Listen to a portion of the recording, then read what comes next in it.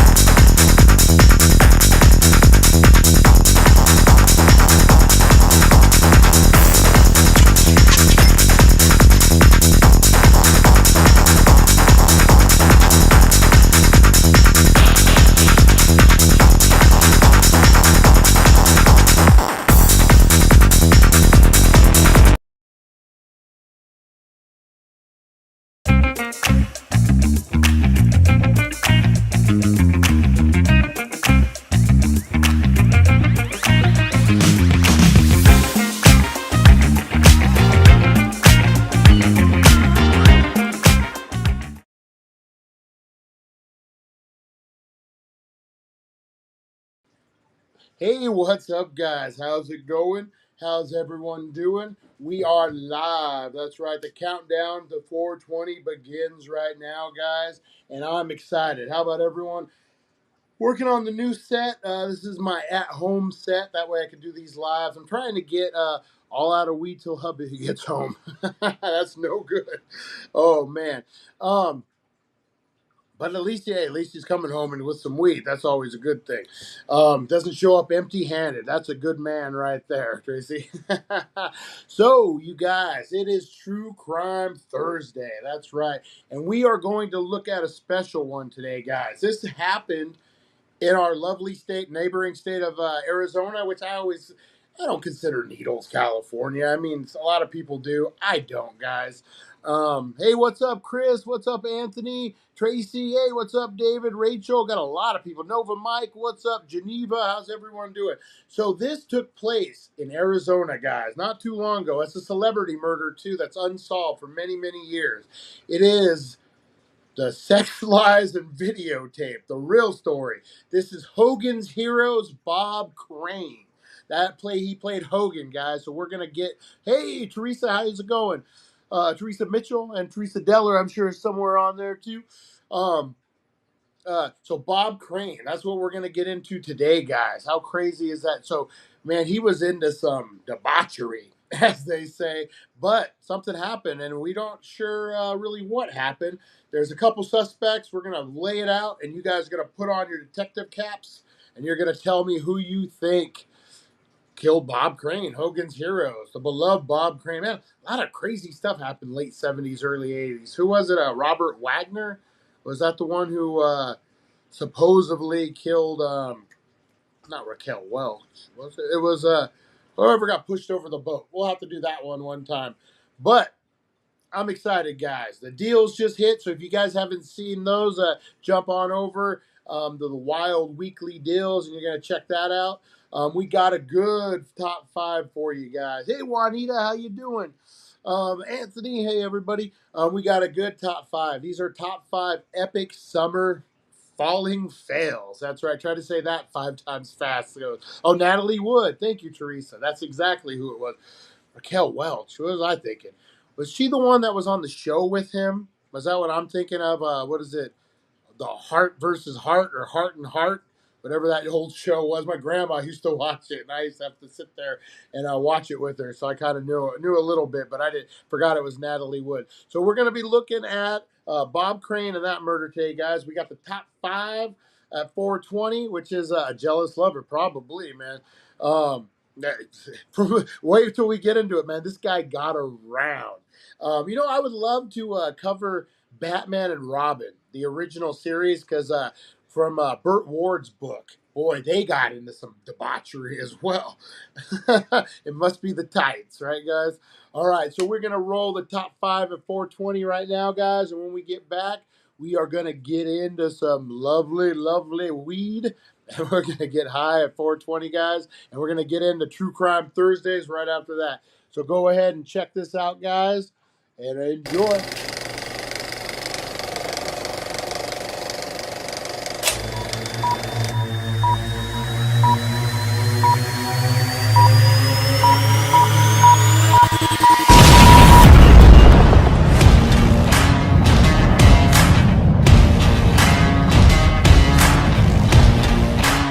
All right, top five at 420, guys. We got number five. A little jet ski, a little boarding action there on the ski. Oh, face full of mud. You know it hurt when they take that second. Got a little bonus one here for you guys. Ooh, face full of water. All right, number four. We got the party guy. Getting down. Oh! That's what happens when you show off. All right, number three, guys. Surf action. Oh! What was that, a quadruple flip? All right, number three. Oh, that's a fail. Number two. Oh, this looks not good. Oh, right on the back. Oh, that's worse than a belly flop. Oh, number one.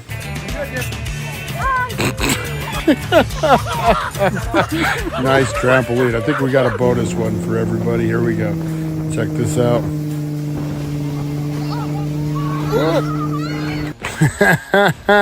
All right, top five at 420, guys. We'll be right back.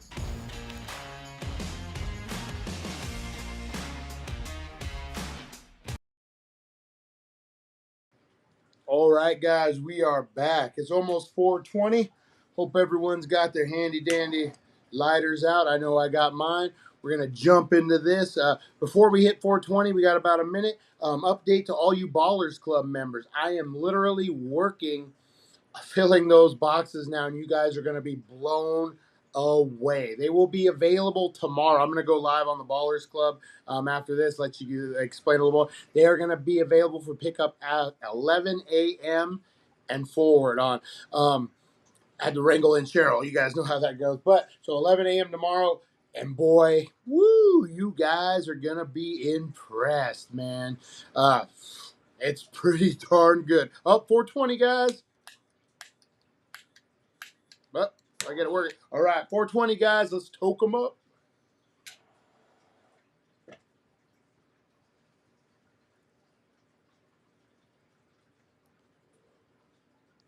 Adrian, they're already up. Go to our wild weekly deals. We posted them at, I believe, 3 o'clock on YouTube. Yes. The Ballers Club. Duena, Ballers Club is on Facebook. I'll know I tag everyone in those ones. All right, 420, guys.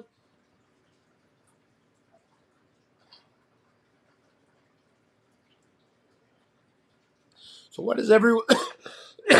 So what does everyone think about this Johnny Depp verdict? I think it was fair, man.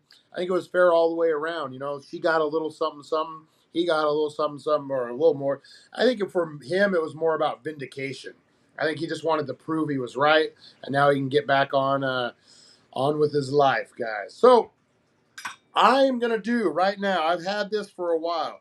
Who's ready for a random giveaway?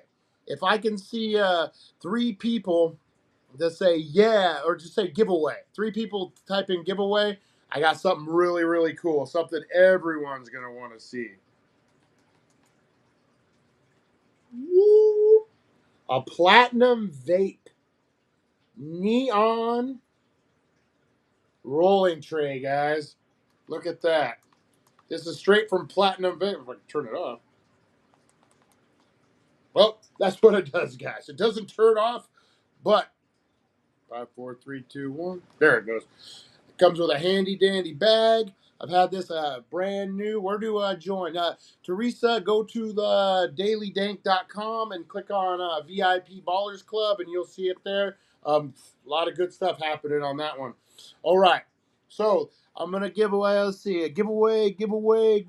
All right. So, oh man, everyone's blowing up these giveaways. All right. So the first person, actually, you know what? I like doing this better. Keeps you guys on your toes. Caller number 5. So the 5th person that posts hashtag PV, Platinum Vape, guys. So hashtag PV, number 5, who does it, is going to walk away with this awesome tray, guys. I see you, Julie. All right, so let's see it rolling in. Then we'll get into the Bob Crane situation, guys. I'm excited about that. We're going to be learning about it together because I didn't have much time to prep. So we're going to be definitely going. Oh, man, everyone's scared to do the first hashtag. Hashtag PV. All right, Julie. Julie's number 1. All right, could anyone's game now, guys. Blow that stuff up. Okay, so we got 2. All right, Dwayne's second. Let's see who's 3, man. You never know. Someone could go before you. Someone could go after you.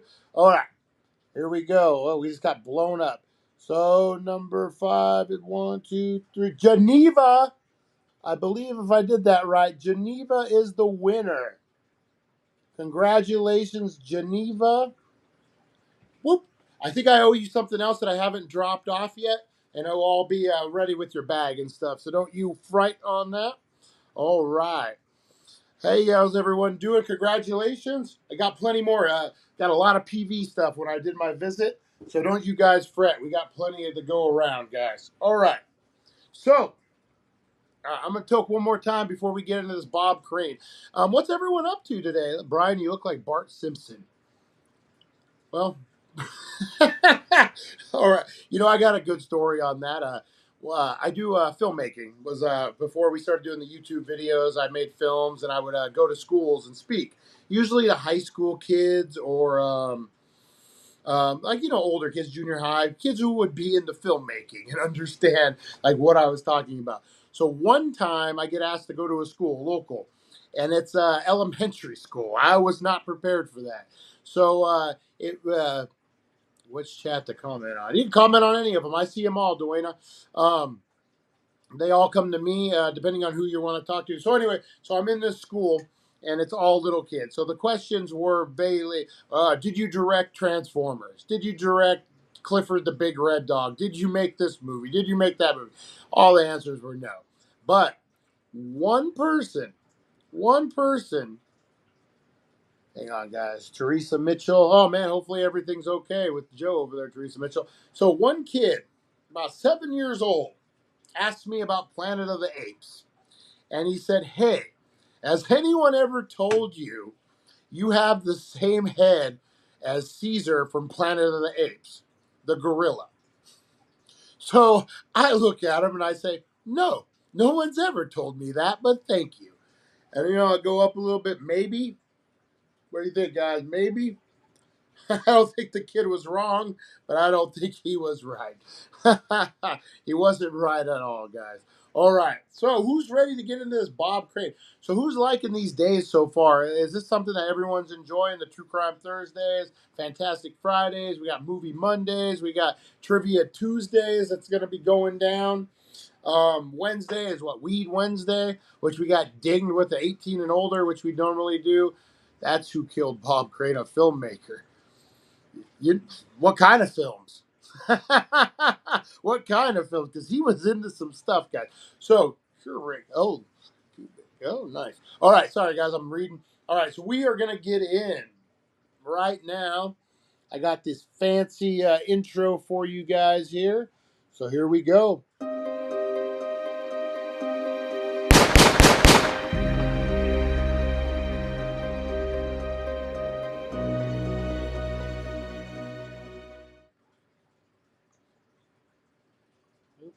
am I doing? There we go. We are back, guys. All right. So, Bob Crane. Pull out my. So like I said, we're gonna be So we're gonna title this "Sex, Lies, and Videotape: The Lewd Life of Bob Crane." So I was really interested to find out that Bob Crane was killed in Scottsdale, Arizona. I had no idea. I don't know. Most of you, or like me, kind of grew up on Hogan's Heroes. And for me, it was in reruns on daytime television.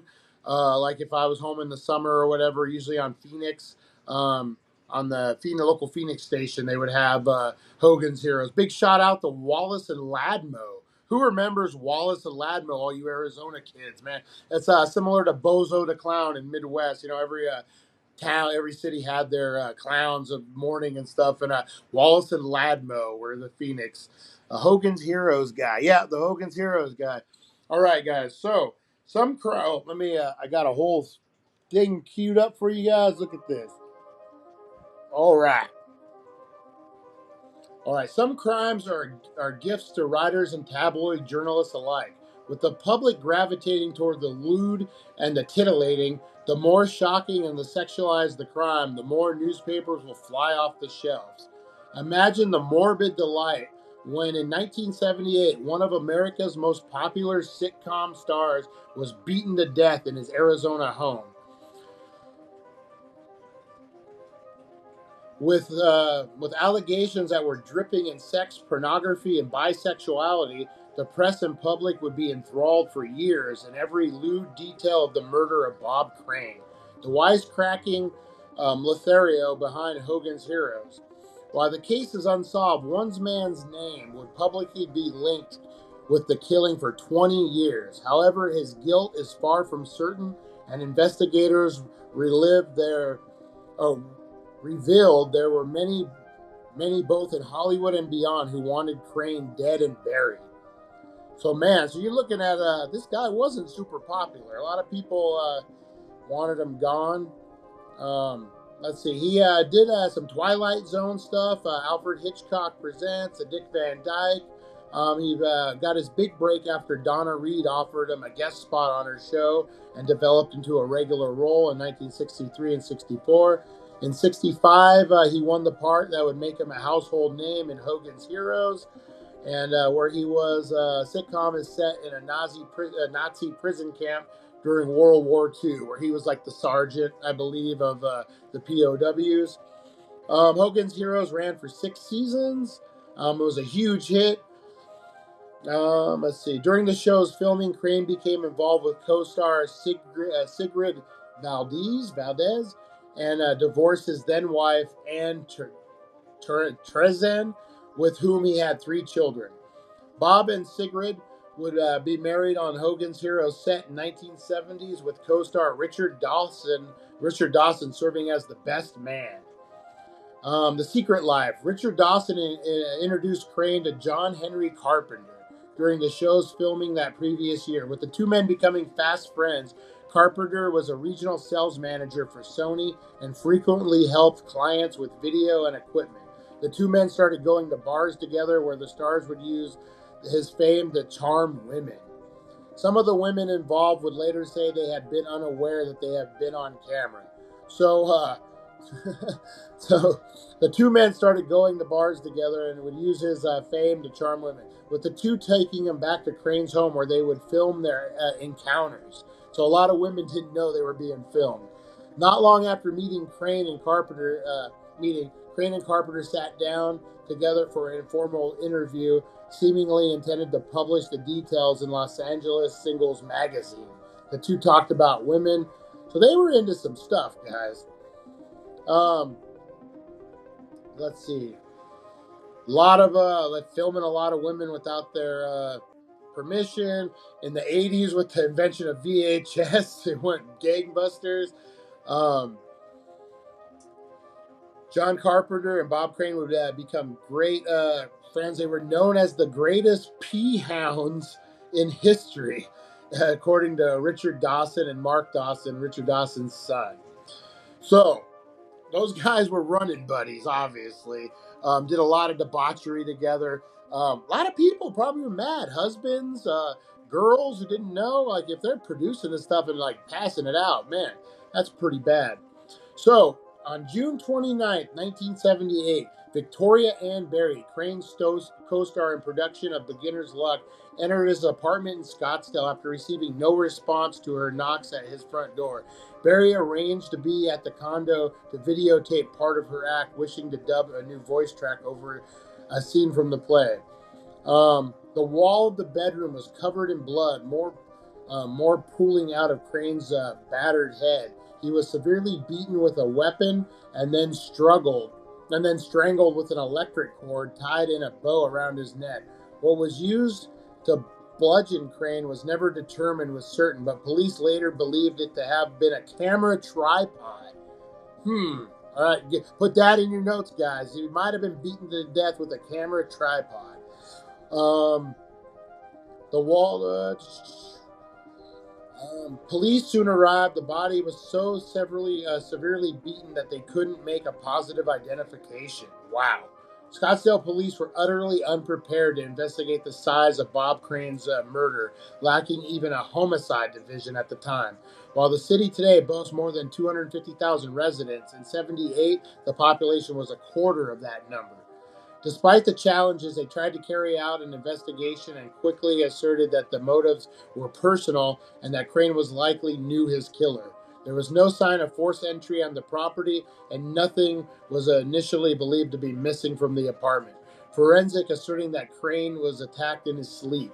Ooh, that's a tough way to go out, man. While it might be possible that the killer stayed the night in the apartment, police favored pre-planning and noted that the door in the swimming pool was left unlocked. They speculated that the killer had secretly left the door open on a previous visit to the house. All right, guys. So as we go through this a little more, investigators zeroed in on an extensive collection of videotapes. and videotapes and the sexual encounter featuring therein as possible motive. It was soon became apparent that one thing was in fact missing from the house: a collection of pornographic photographs that Crane was taking of his conquest, including some of them in recent weeks. Eyes turned towards Carpenter. Now, this isn't John Carpenter, Halloween John Carpenter, guys. This is somebody else. All right. It seemed no coincidence that Carpenter, already in Arizona, having flown into Phoenix to spend a few days with Crane, undoubtedly wishing to engage in their usual activities. However, Bob's son Robert Crane testified that his father had become bored of the lifestyle and considered his friend to be a hanger-oner and obnoxious. Robert and his father called Carpenter the night before the murder and ended their relationship. And upon investigating his rental car, police soon found blood smears that matched Crane's blood type. So now you guys got to remember, this was pre-DNA. And so how weird is that? That you're into some debauchery and then you have your son, who may be adult. Let's say that he could be an adult. Let's say my son's 20. My son is 20. So let's say that. And let's say I'm not. But let's say I was into some debauchery. There's no videotapes floating around of me anywhere, guys. I can promise you that. No one wants to see anything like that. But I wouldn't, and I wanted to get out of lifestyle, whatever criminal lifestyle I was in. Say I wanted to get out. I wouldn't have my son, who has nothing to do with it, call the creep I'm rolling with and be like, "He's out, sir. He's out, you hooligan." No, that just sounds fishy to me. And so this was pre-DNA, so blood type is pretty close, man. Without the wonders of modern DNA testing, however, this was not enough to indict Carpenter, and without any more evidence that he had been involved, no charges were even brought. How crazy is that? I know it's '78, and I know they weren't prepared for a murder, but like, you got blood in your car. There's witnesses that says you guys kind of had a falling out the night before. You used tripods. You were killed with a tripod. You were into the debauchery. I don't know. That's really, in his defense, though. We'll give him the benefit of the doubt, guys. We'll give John Carpenter, Michael Myers, no, a different one, the benefit of the doubt. In his defense, Carpenter willingly returned to Arizona from California, offered to take a polygraph test, and even volunteered to be hypnotized or to take truth serum. Again, what the hell is I get the Black Dahlia, and like that was the what in the 40s, I think 50s, whatever we had said. This is like almost 80s, guys. This is I was born. Hey, give me some truth serum. I'll take. Times have changed, guys. Times have changed. It was surprising. It was surprising confidence from a man police believed was their chief suspect. So he probably threw him off. Like he's like, "I'll do whatever you want. I'm innocent." It wouldn't be Carpenter's last brush with the law, however. In 1989, he was accused of child abuse. He pled no contest to molesting a 10-year-old girl in Long Beach. Yeah, he's a piece of shit. While the girl visited home of his mistress there. Prosecutors initially declined to file charges and believed the girl was lying, but reconsidered after 14-year-old friend claimed that Carpenter also molested her. If he's into these videos and stuff, man, 80s, 70s, that's some dirty stuff. That's some dirty stuff, man. He accepted a plea deal to allow him to serve no prison time. All right, so here's the suspects, guys. Get your handy dandy notebooks out because we got some suspects. By 1990, Carpenter faced even more severe charges as detectives reinvestigating the Crane murder case carried out new tests on blood evidence taken from Carpenter's car. While inconclusive, a photograph that woo man, some good stuff. I don't know what you all are hitting today, but got me some of that High Life, the garlic mints, pretty good, man. Bad cotton mouth, but pretty good. All right, where were we at? While inconclusive, a photograph that was overlooked seemed to show brain matter in the vehicle. While samples taken from the car had been lost, but prosecutors believe it was enough to charge Crane's former friend, and Carpenter was finally arrested for the killing of 12 years earlier. That's crazy. Um, Few thought there was any realistic chance of a conviction, with the alleged speck of tissue destroyed and critical witnesses never interviewed. I played around a lot, balled a lot of women, and I've made mistakes that hurt people close to me. I'm no saint, but I would never even had a fight with Bob. God damn it, he was my friend, and he was the goose who laid the golden egg for me in terms of meeting ladies. So this dude just wanted to meet women, it sounded like. And I don't know what he looked like.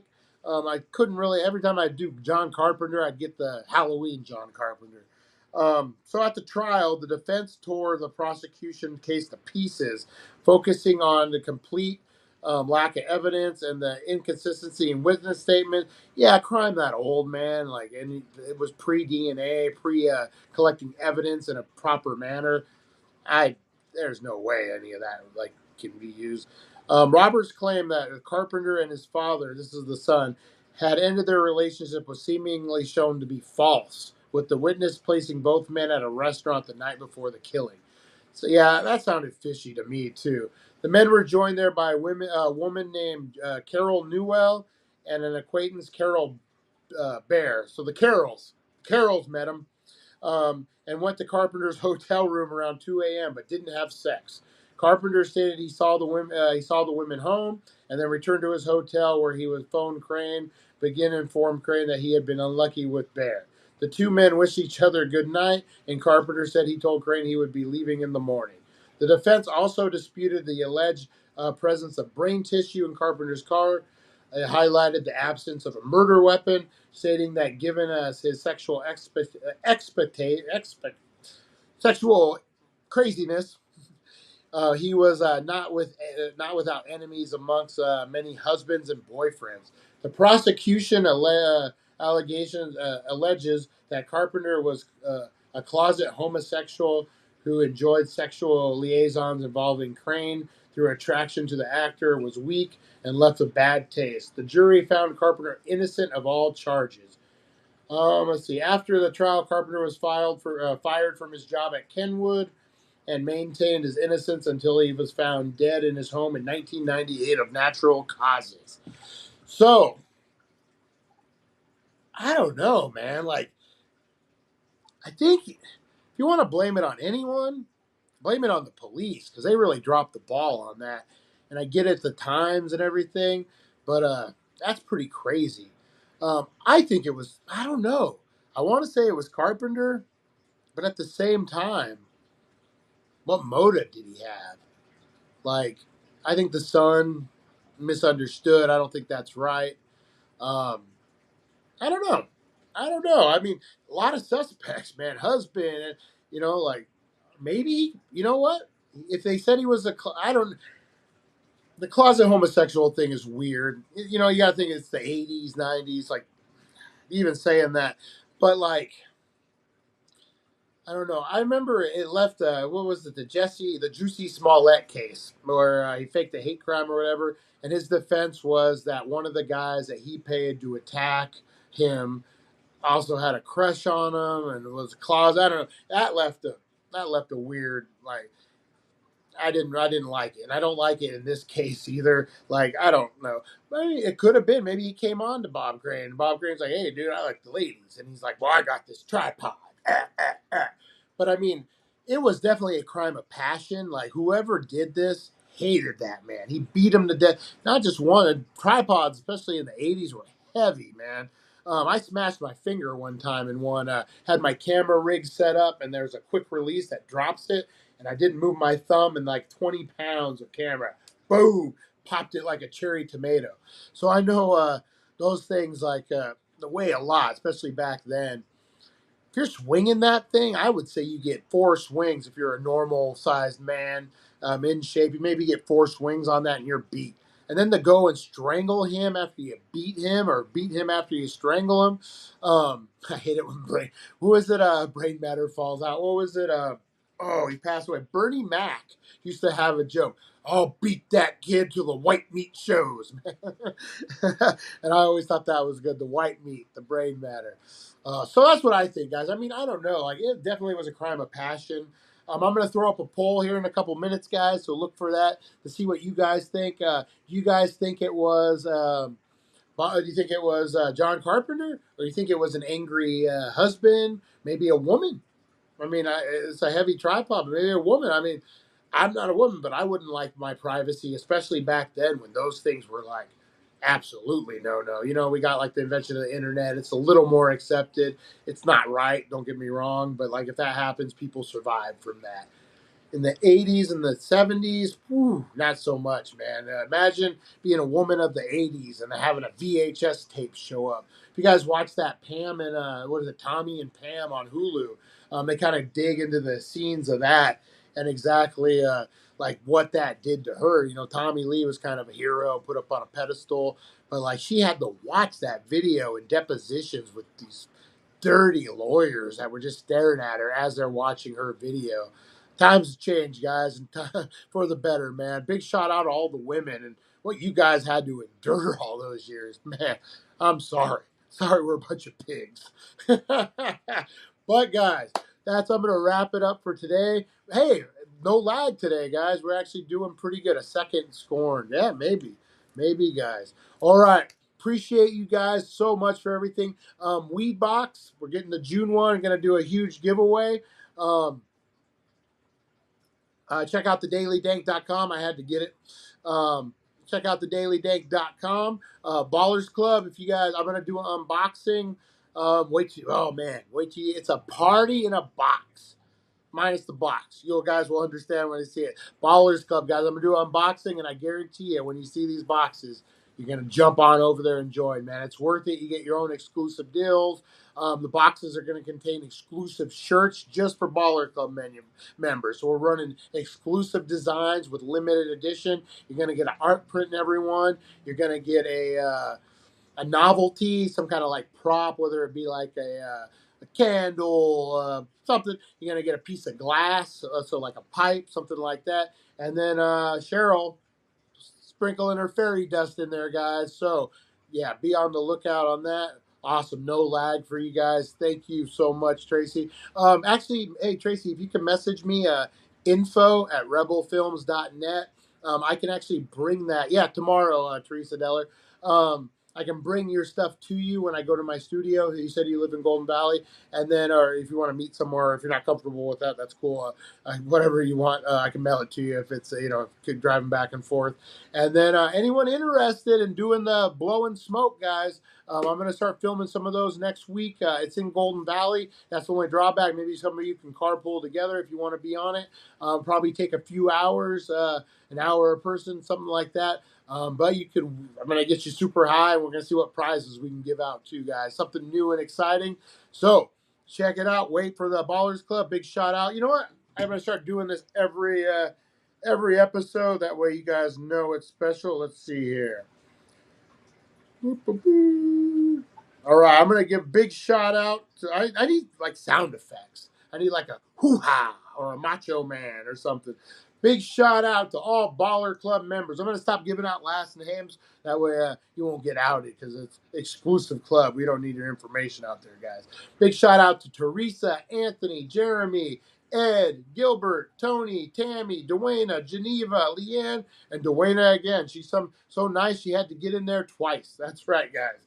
So big shout out to those guys. If you haven't checked out the deals yet, the Wild Weekly had dropped at 3 o'clock. Jump on over there, blow that video up, and comment on all these guys. Come back after the lives and comment because none of these comments add up to anything. Well, on the regular. So appreciate you guys, and we will see you next time.